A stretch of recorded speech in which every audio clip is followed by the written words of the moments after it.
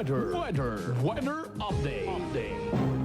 Ang ulat sa kalagayan ng panahon ay hatid sa atin ng Ministry of Science and Technology o MOST BARM at Provincial Science and Technology Center Maguindanao del Norte sa pamumuno ni Acting Minister Jihan Usop.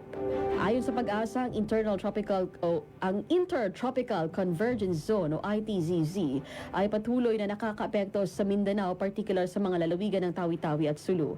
Dahil dito, inaasahan ang mga pag-ulan at pagkidlat, pagkulog sa mga nasabing lugar sa loob ng sumusunod na 2 hanggang sa 3 oras. Pinapayuhan ng publiko at mga Disaster Risk Reduction and Management Office na mag-monitor sa lagay ng panahon at maghintay sa susunod na babala na ilalabas ng pag-asa bandang alas 8 ng umaga ngayong araw. Ang rehiyon ng Saksardia naman ay makakaranas ng bahagyang maulap hanggang sa maulap na papawidin na may pulo-pulong pag-ulan o pagkidlat pagkulog dahil naman sa easterlies. Posibleng magdulot ito ng biglaang pagbahaw pagguho ng lupa sa tubig may panahong severe thunderstorms. Mahina hanggang sa katamtaman ang iiral na ihip ng hangin na nagmumula sa silangan hanggang sa timog silangang direksyon at ang alon sa mga baybaying dagat ay magiging banayad hanggang sa katamtaman.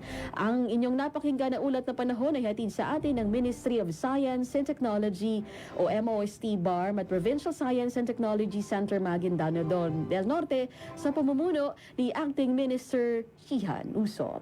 NDBC Weather update.